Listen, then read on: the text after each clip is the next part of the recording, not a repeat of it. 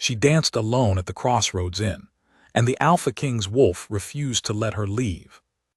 I have ruled Veldrath for 22 years without surprise. That is the thing I would tell you first, if you asked me to explain how a woman in road-dusted gold boots dismantled a king's composure in the span of one night at a waystation inn.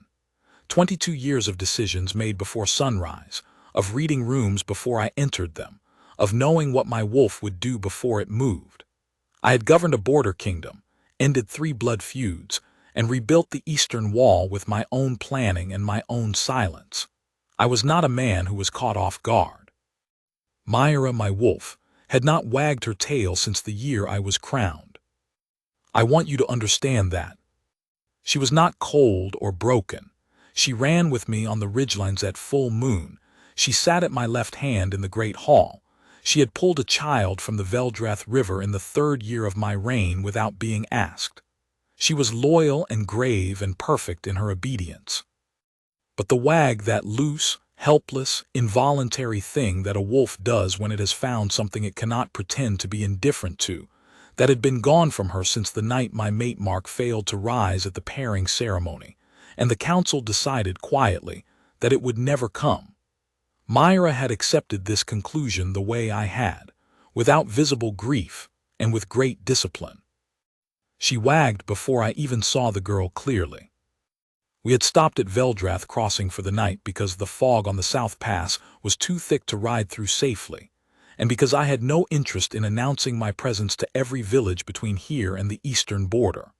I was traveling as a road captain, my second, Bren, beside me, 4 of my escort wolves running loose in the stable yard, Myra at my heel, and I had taken the corner table in the waystation's common room with a cup of something warm and a map I did not need to read. It was the kind of evening that asks nothing of you. The fire was good. The room smelled of pine resin and bread.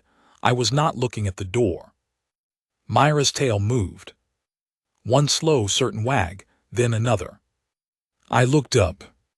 The door had opened and a woman was standing in it, backlit by the last gray light of the evening, shaking pine fog from her hair. She was not tall. She was not dressed for the cold. A traveling coat 2 sizes too large for her, worn at the elbows, and beneath it something that caught the firelight. Boots, gold, scuffed at the toes, with the heels of a dancer and the mud of a long road on them. She carried a single pack over one shoulder, and she was looking at the innkeeper with the expression of someone who has asked for work before and is prepared to be told no. Myra wagged again. I put my hand on her head.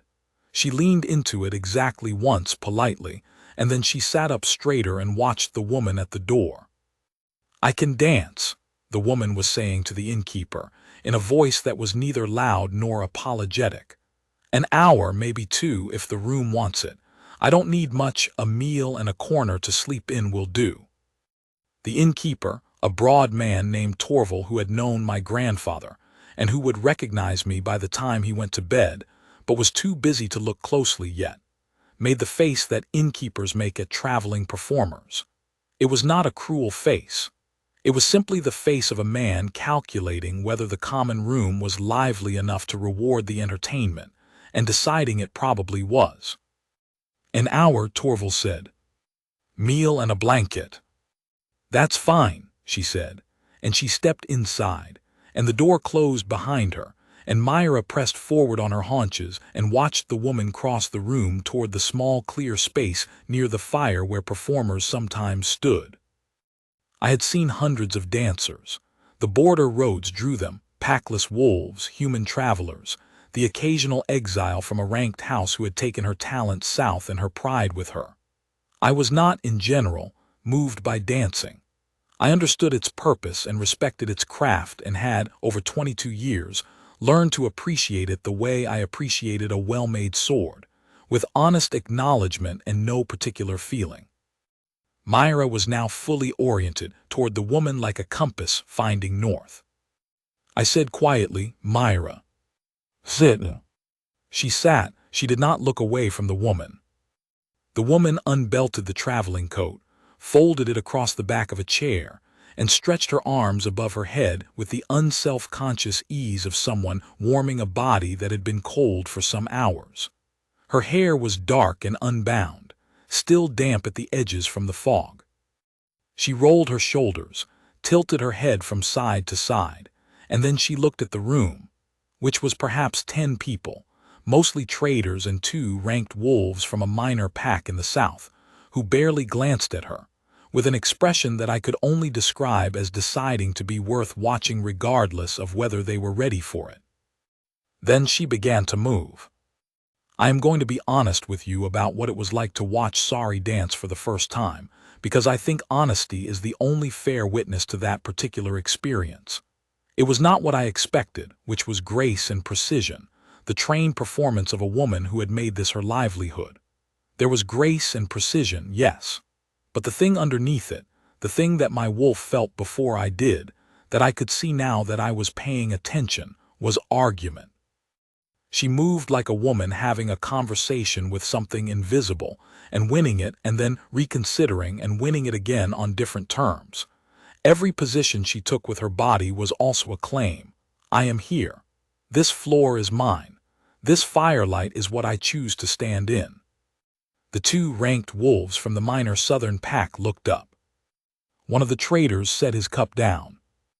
Myra leaned forward until her chin was an inch from the floor, pointed at the dancer like a dog who has scented something important, and then she turned her head and looked directly at me.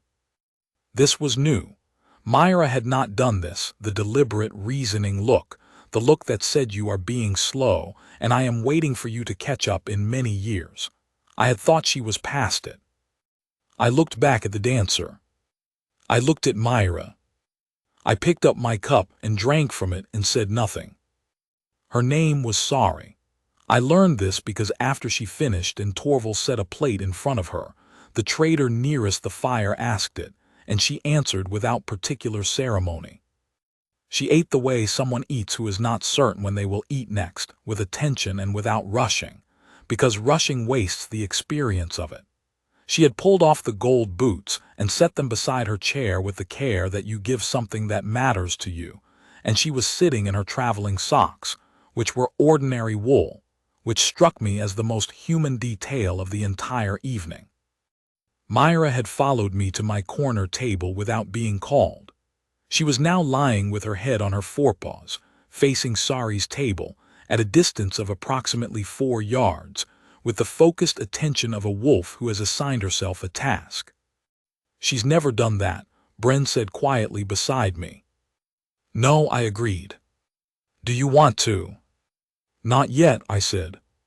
He nodded and said nothing more. Bren had been my second for 11 years.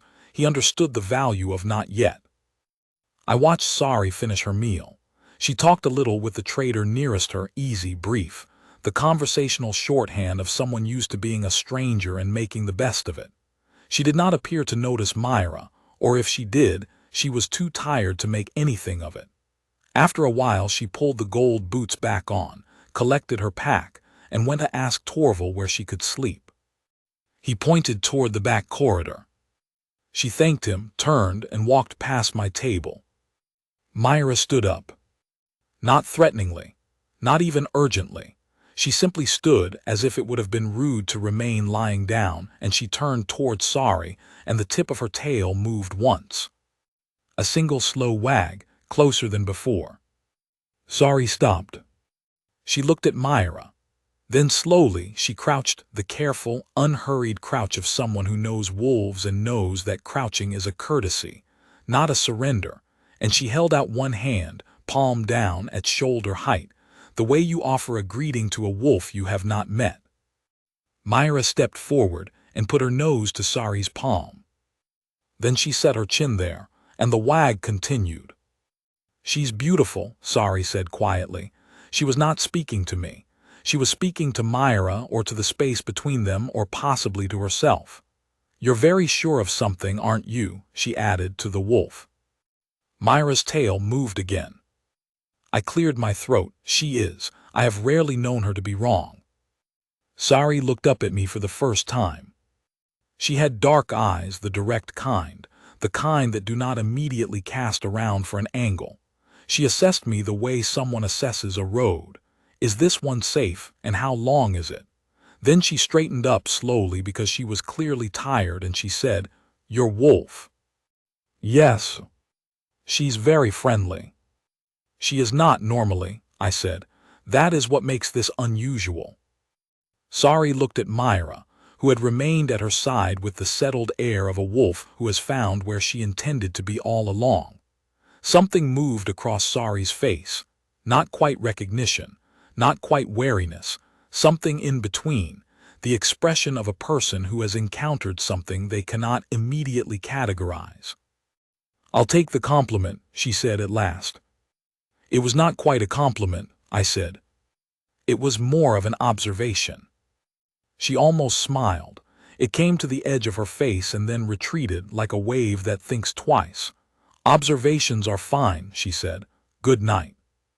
"Good night," I said. She walked down the corridor. Myra watched her go, then turned and looked at me with an expression that I can only describe as well. "Yes," I said under my breath, "I know." I did not sleep well.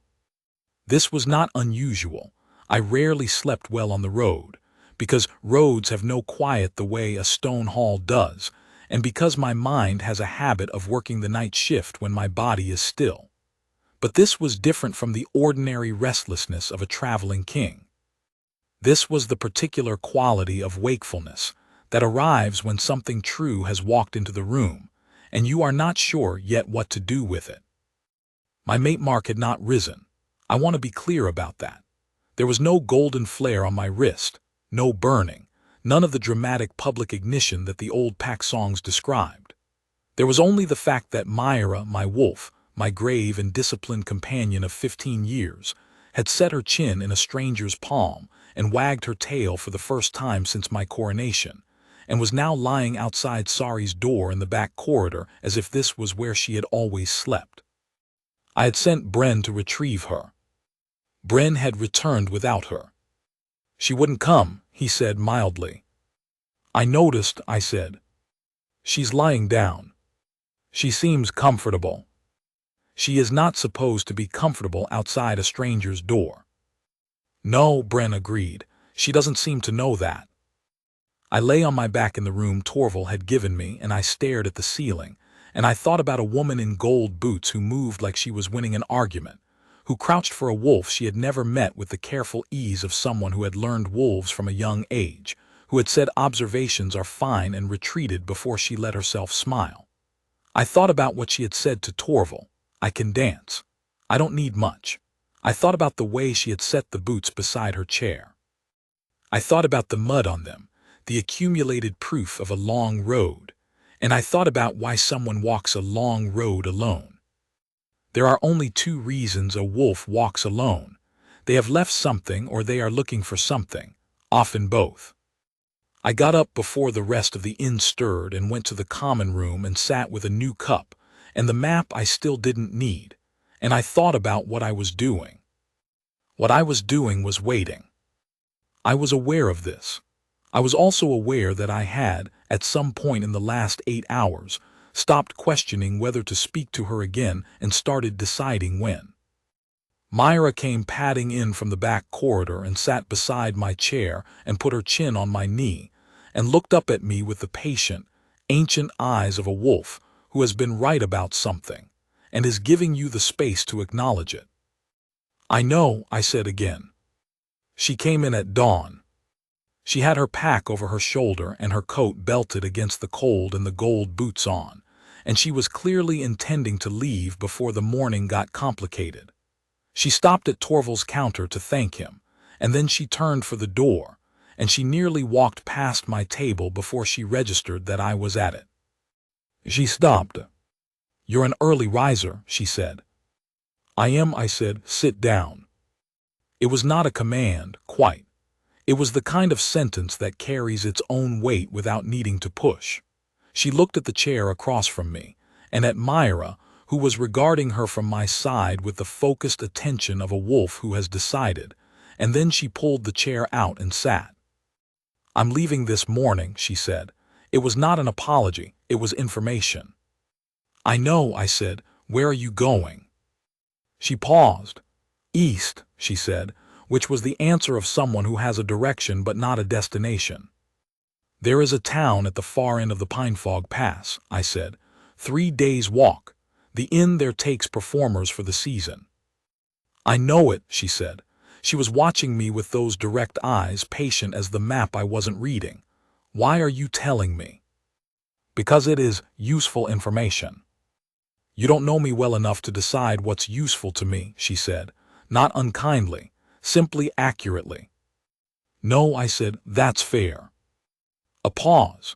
Myra, who had been sitting at my side, rose and moved to Sari's side of the table and sat down with the quiet self-assurance of a wolf who is done pretending to be neutral. Sari looked at her.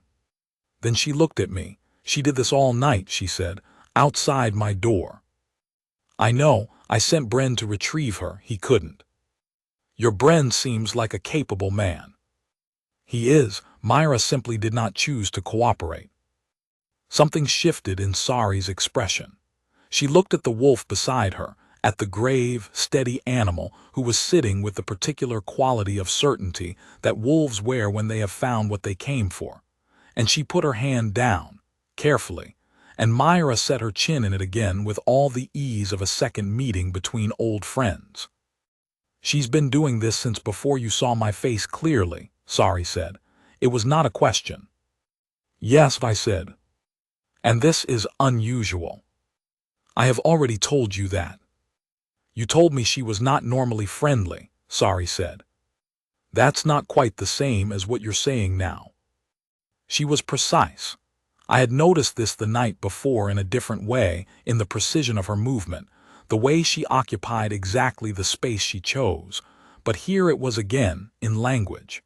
She was a woman who noticed the difference between what was said and what was meant. No, I said, it is not quite the same. She looked at me steadily. What are you? It was a simple question, the road kind. A road captain, I said, passing through. She accepted this with the patience of a woman who knows that some things are given when they are ready to be given. And your wolf, she said, has opinions.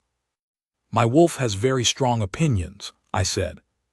She has had them since the moment you opened the door. And what do those opinions mean, in your experience with her? I looked at Myra, at the easy, contented certainty with which she was resting in Sari's hand, at the 15 years of gravity that had dropped out of her in the span of a single evening, at the tail that was moving again with the slow and helpless honesty of a creature that does not know how to dissemble. In my experience with her, I said carefully, they mean she has recognized something I have not yet caught up to. And are you catching up? Sari said. It was a brave question, the direct kind, the kind that takes courage to ask because the answer might be inconvenient in either direction. Yes, I said, I believe I am. She was quiet for a moment. She looked at her own hand, where Myra's chin rested, and something moved across her face again, that same undecided wave, and then she said, I've been walking a long time. I know, I said. You don't know how long. No, I said, tell me. And she did. She had been walking in one form or another since she was 17. She was 26 now, though she carried it differently from most people that age, with the particular gravity of someone who has already done a great deal of the things that other people do slowly, spread across decades, with resting places in between. She had been born into a small pack on the northern edge of the Veldrath province, a pack that had lost its alpha when she was 12 and fractured in the years that followed, the way small packs do, the ranked wolves absorbing into larger houses and the unranked ones going their own ways. She had gone her own way. She had danced for inns in 7 provinces. She had learned the road in the way that roads teach you, by attrition, by the small kindnesses of strangers, by the occasional cruelty of weather and of people who thought that a packless woman was the same as an unprotected one. She had a scar along her left forearm from a wolf from a ranked house who had thought so. She told me about it without drama, which is the way people tell you about things that are over and settled, that they have already made sense of. She had no mate mark. She had checked both wrists at every full moon since she was 17, because she had heard from the ranked houses that the packless ones sometimes carried the mark late. Nothing. She said this last part looking at the table, not at me, and her voice was even, and I understood that this was the thing she had made peace with and did not need my sympathy for. She was not telling me because she wanted comfort. She was telling me because I had asked her to tell me, and she was too honest not to. "Did the pack tell you that?" I said. "That the packless ones carry the mark late?" "One of them did," she said. "I don't know if it's true." "It can be," I said. "The bond follows its own logic." She looked up. "You sound like a man who knows something about that." "I have some familiarity with the bond's logic," I said, which was honest and also quite carefully incomplete. She studied me for a moment. Then she said, "You're not a road captain." I paused. "What makes you say that?" "Road captains don't talk about the bond's logic. Ranked wolves do. And your wolf has the bearing of a wolf that has spent years in a great hall." I looked at Myra, who was, admittedly, sitting with the absolute composed dignity of a wolf that has spent years in a great hall. "That is," I said, "a very precise observation." "I told you," Sari said. "Observations are fine." The almost smile came back, and this time it arrived fully. It was a good smile. The kind that comes with the whole face, with the eyes, that arrives a little reluctantly because the person has been careful about smiling for a while, and so when it comes it means something. I realized, in some degree of difficulty. Not the bad kind. The kind that arrives when something you had decided was settled turns out not to be settled at all, when a question you had marked closed opens back up on its own authority, and you discover that you are not, in fact, finished with it. The kind of difficulty that begins with a wolf wagging her tail after 15 years of solemn stillness. "I need to tell you something," I said. She waited. "I am not a road captain. I am King Aldrin of Veldrath." I said it quietly, the way you say something true that you have been holding for a while. "I am traveling without announcement because the border business I came for did not require announcement, and because I find that people are more honest with a road captain than with a king." She looked at me for a long moment. "That's not a small thing to tell a stranger," she said. "No," I agreed, "it isn't." "Why did you tell me?" I thought about this. I thought about Myra's chin in her palm and the 15 years of silence before last night, and the way she had crouched for a wolf she had never met with the ease of someone who had learned wolves young. I thought about the mate mark I had been told would never come, and the bond's own logic, which follows neither council decisions nor reasonable timelines. "Because Myra has been right about everything for 22 years, I said. "And I have learned in 22 years that when she is this certain about something, arguing with her is a waste of my time." Sari looked at the wolf. Myra's tail moved, steady, patient, telling the truth the way wolves always tell it, plainly, with no apology, and without any apparent concern for whether the humans in the room are ready. "What is she certain about?" Sari said. "I think you already know," I said. The pause was a long one. Outside, the pine fog was lifting. I could hear it in the sound of the inn, the way the morning shifts when visibility returns. And somewhere in the stable yard, my escort wolves had begun to stir. "I walked away from a pack that told me I wasn't worth keeping," Sari said finally, not bitterly, just with the precision she used for everything. "I have spent 9 years making myself worth something on my own terms. I have done well at it. I am not going to walk into a life I don't understand because a wolf likes me." "No," I said, "I wouldn't ask you to." "Then what are you asking?" "Nothing yet," I said. "I am still catching up." She looked at me. Then she looked at Myra again, who was regarding her with the settled, ancient patience of a wolf who has already arrived at the destination and is simply waiting for the rest of us. "Tell me about Veldrath," Sari said. And I did. We talked through the morning. Torval brought more cups and then bread and stopped looking at me with the expression of a man trying to remember where he had seen my face before. Around mid-morning, he brought a fresh pot of something warm without being asked, which is the gesture of an innkeeper who has decided that whatever is happening at the corner table is worth maintaining the temperature of. I told her about Veldrath, the stone halls and the pine ridges and the eastern border road, and the way the province looked in the first snow of the year, which comes early and heavy, and turns the whole landscape into something still and silver that you can hear your own heartbeat in. I told her about the great hall, which was old and warm and had a fireplace wide enough to park a cart in. I told her about the pack, which was mid-sized and rough-edged, and had more opinions per wolf than any pack I had ever known, and which had adopted several orphaned pups from the fractured northern households in recent years, and was now somewhat louder than it used to be. She told me more in return, not the road, which she had already given me the shape of, but the smaller things inside it. The inn in the western province, where the keeper had taught her a new step in exchange for the one she already knew. The wolf she had pulled from a collapsed mine shaft on the border road 3 winters ago, who had turned out to belong to a ranked house that did not acknowledge her afterward, which she found mostly funny in retrospect. The way the gold boots had been given to her by a woman in the southern coast town who said she was too old to wear them anymore, and that they were wasted on her feet. She had been wearing them for 4 years. They had gone everywhere. "They're a little impractical for the road," I observed. "Most things worth keeping are impractical," she said.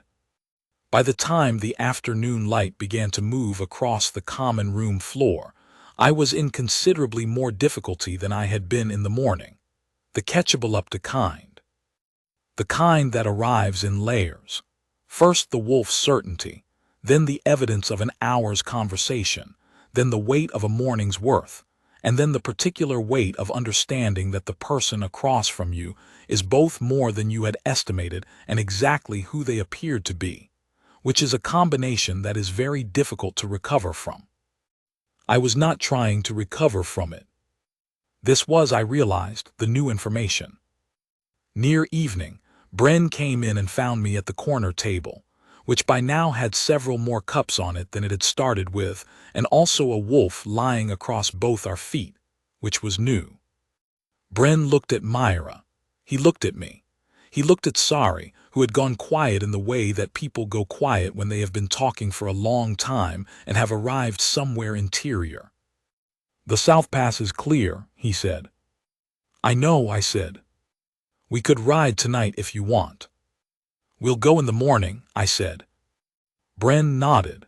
He had the expression of a second who has put several things together and is not going to say any of them out loud because he values his position.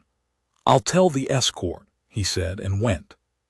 Sari watched him go. "He's good at that," she said, knowing when not to speak. "He has had a great deal of practice," I said. "I am not, in general, someone who needs to be talked at." "No," she said, "I've noticed." "Is that a criticism?" "No," she said. "I talk to enough people for both of us." This was, I found, accurate. She talked the way her dancing moved, like a conversation with something, a working through, an arriving at. And I listened, which was the thing I was best at and which she seemed to find neither unusual nor insufficient. We ate supper at the corner table.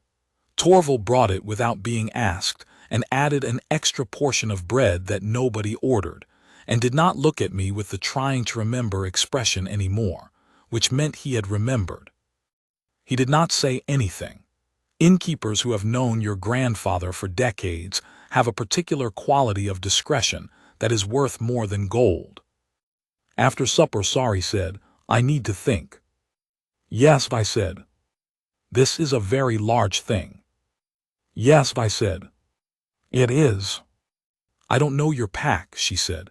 "I don't know your hall. I don't know what a king's mate does day to day. I don't know if they're allowed to dance." "They are," I said. "There is no rule against it." "Is there a rule against road boots at court?" "There is not." She looked at the gold boots, which she had pulled off again during supper and tucked beside her chair with the same care as the night before. "I need to walk a little," she said. "Can I go out to the yard?" "Of course," I said. She went. I sat with Myra, who put her head in my lap and looked at me with the patient dark eyes of a wolf who has been right about something, and has the grace not to say "I told you so," but is clearly thinking it. "I know," I said, for the third time in 2 days. The yard at the back of the way station was cold and clear, the pine fog gone, and the stars above it were very bright in the way that stars are bright when the air is still and has no argument with itself. My 4 escort wolves were in the stable on the far side, and I could hear them moving, the loose, comfortable sounds of wolves settling for the night. Sari was standing in the center of the yard when I came out. She had her arms wrapped around herself against the cold, her head tilted back, looking at the stars, and she did not turn when I came through the door. "Did you follow me?" she said. "Yes," I said. "I thought you might be cold." I had brought her traveling coat from where it was folded over the chair inside, which was both honest and possibly transparent. She turned then and looked at me, and I held the coat out, and she took it and pulled it on. "Thank you," she said. We stood in the yard together. The stable was quiet. The stars were very bright. Somewhere on the far ridge, a wolf from the valley pack called once, and was answered by another further down, the way wolves carry on their conversations across distances that would make speech impossible. Then from the stable, one of my escort wolves called. And then another. And then from inside, all 4 of them began to call. It was not a distress call. It was not a summoning. It was the particular sound that wolves make when they have recognized something. A high, clear, collective noting. The sound of an announcement being made to no one in particular except the night and the stars and whoever was nearby to hear it. It was the mating call. Not the wild version, the long hunting song. The other one. The one that the old pack songs say a wolf raises when a bond is sealed, when the mate mark has been seen to rise, when the pack records a new belonging. I had not heard it in 22 years of rule because there had not been occasion for it. I knew it from the old songs. The wolves in the stable raised it together, and then Myra, who had followed me out, added her voice to it from the doorway. And the valley pack on the ridge answered it because wolves answer that call across any distance and from any pack, because some things are too old and too true to ignore. Sari had gone very still. I looked at my wrists. In the cold starlight I could see it, the faint gold beginning at the inner wrist, the slow burn of something that had taken 22 years to arrive and was not in any hurry now that it had, the mate mark rising the way the sun rises, without asking and without apology. I looked at hers. She was holding up her hands, slowly, the way you do when something is happening to your body that you need to understand. The gold was there on her left wrist first, then her right in the starlight, unmistakable and warm. "That," she said quietly, "is not something I was expecting." "No," I said. "Neither was I in the general scheme of my evening." She looked from her wrists to mine, to Myra, who had fallen silent and was sitting in the doorway with her tail moving in that slow, certain wag, watching us with the expression of a wolf who has completed a task she set herself and is satisfied with the result. "She knew," Sari said. "She knew before I opened the door," I said. Sari looked at the wolf for a long moment. Then she looked at me. The starlight was good and clear, and I could see her face plainly, the weariness of 9 years of road in it, and also something else, the thing that comes when the question you have been walking toward without knowing it turns out to have been walking toward you too. "I told you I need to understand what I'm walking into," she said. "Yes," I said, "and I will tell you everything there is to tell, as much of it as you want for as long as you want to ask. And if I asked to go back inside and sleep on it and decide in the morning, then I would go back inside, I said, and you would sleep on it and we would speak in the morning. The road is still yours, sorry. It will still be yours tomorrow and the day after. I am not asking you to give it up. I am asking, eventually, whether you might be willing to let it lead here. She was quiet. The escort wolves had settled back into the stable. Myra's tail moved. Can I think in the warm? Sari said. Yes, I said. We went inside. She slept. I sat at the corner table until the fire burned low, and then I banked it and sat in the warm dark and thought about 22 years of a question that I had decided was closed, and the particular feeling of a decision reopening, and the specific quality of peace that arrives when you stop arguing with something true. Myra slept outside Sari's door again. I did not send Bryn this time. There seemed no point. In the morning, before the inn stirred, before Torval's staff began the day, in the gray pre-dawn when the pine fog comes back briefly before the sun burns it off, I heard footsteps in the corridor. I was already at the corner table. Sari came into the common room with her pack over her shoulder and her coat belted. She stopped when she saw me, and then she put the pack down on the nearest chair and came to the table and sat down. She looked at her wrists, where the mate mark was settled now, no longer the faint first rising of the night before but the full-come gold of a bond that had decided. She looked at mine. The escort wolves, she said, they called last night. Yes, I said. The whole valley pack answered. They always answer that call. She was quiet for a moment. Then she said, tell me one more thing. Anything, I said. Why did you wait before you came out to the yard? You saw the mark beginning. Why did you give me the space instead of, she paused, choosing the word, declaring? I thought about this. I thought about what I had learned in 22 years of rule, which was that the things worth keeping were never the things you made declarations about. They were the things you held room for, the things you trusted enough not to crowd. Because Myra spent an entire evening choosing you, I said, and you had not yet chosen anything. A bond is two directions or it is nothing. You had 9 years of road that belonged entirely to you, and I was not going to be the thing that took that from you before you had decided to offer it. Sari looked at me for a long time.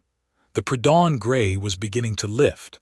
Somewhere outside, a wolf from the valley pack called once briefly, the ordinary morning sound, nothing ceremonial, just the world noting that it was still here.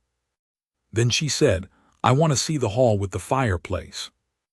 It is exactly as I described it, I said. I want to see the orphan pups. There are currently 7 of them, I said. They are extremely opinionated and they have taken over the eastern wing. My steward has adapted. Something crossed her face, the warmth, the arriving fully kind. And the dancing, she said. There's genuinely no rule. There is genuinely no rule, I said. You can dance in the Great Hall and on the ridgeline and on the roof of the eastern tower if you find the footing acceptable. The pack would probably gather to watch. They have not had enough to watch in some years. You said they have opinions. They do. They are also quite loyal to things they decide to love. She looked at her wrists again. Then she stood, and she picked up her pack, and she slung it over her shoulder, and she looked at me steadily with those direct dark eyes. I would like my choice to be clearly mine, she said. Not the marks, not Myra's, mine. Yes, I said. Of course. And I would like, she said carefully, to tell you when I have made it rather than have it assumed. That is exactly as it should be, I said. She held my gaze for a moment longer. Then she reached down and picked up the gold boots from beside the chair where she had placed them the night before, and she held them in her hands, and she looked at them the way you look at something that has taken you a long road and been worth it.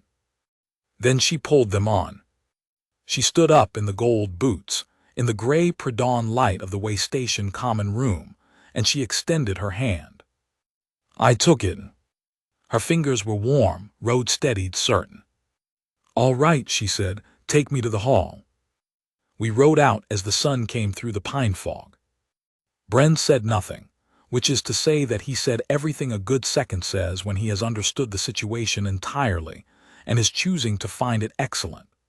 The escort wolves ran ahead of us on the road, the way wolves do when they are glad, which is to say at speed and without particular direction, crashing through the undergrowth at the edges of the path and returning to the road in short arcs of pure wolf feeling. Myra ran at Sari's side, which was a thing she had apparently decided and was not going to be talked out of. The pine fog burned off. The road opened eastward. The morning was cold and clear, and the kind of wide that only the open border road is, the kind of wide that makes you understand why some people walk it for years and never feel the absence of walls. Sari rode like someone who had not done it in a while but had not forgotten how.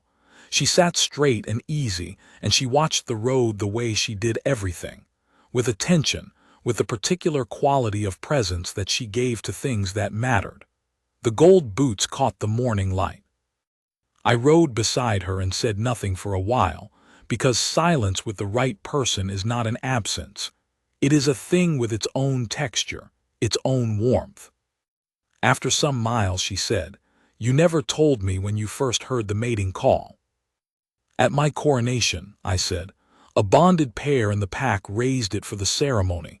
I was 23. And you thought it would never be for you." The council told me the mark was late, and then they stopped saying late and started saying unlikely. And then they stopped saying anything at all, which was the loudest thing they said. She was quiet for a moment. Then, "How long did Myra go without wagging?"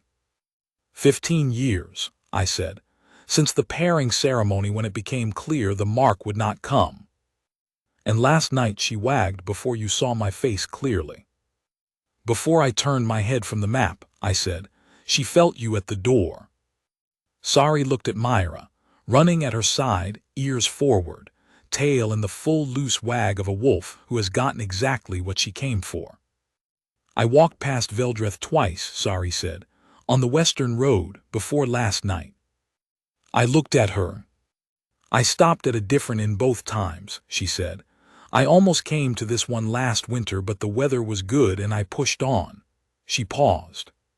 "I keep thinking about that." "What do you make of it?" I said. "I don't know," she said. "The bond's own logic, you said." "Yes," I said. "It follows its own timeline." "And last night was apparently the night it decided." "Apparently," I said. "I stopped because of the fog. I do not normally stop at Veldreth Crossing." She took that in. "Neither do I," she said. "I usually push through." We rode in silence for a while with the fact of this. The small, impossible geography of it, the road that had carried her twice past the edge of something without letting her fall into it until the right night, the fog that had stopped a king, the wolf that had known before any of it made sense. "Your council," she said at last, "when we arrive." "They will be surprised," I said. "More than surprised." "Yes," I said, "more than surprised. They are also in the end my council. They will adapt."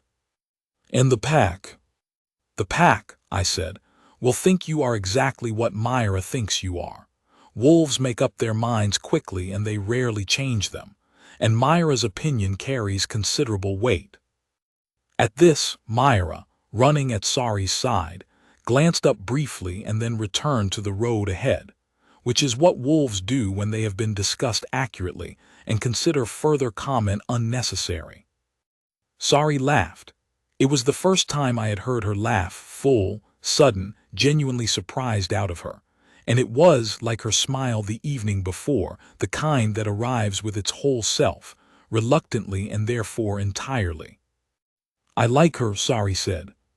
"She is aware of that," I said. "It was the first thing she told me."